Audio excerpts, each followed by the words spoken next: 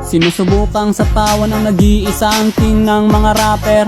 Kaso lahat ay bumagsak, palpak, wasak, trippings, no counter. May ibang sumasabay pero talagang mahirap matalo. Dami ng sumasakay pero ako lang ang nakaupo sa trono.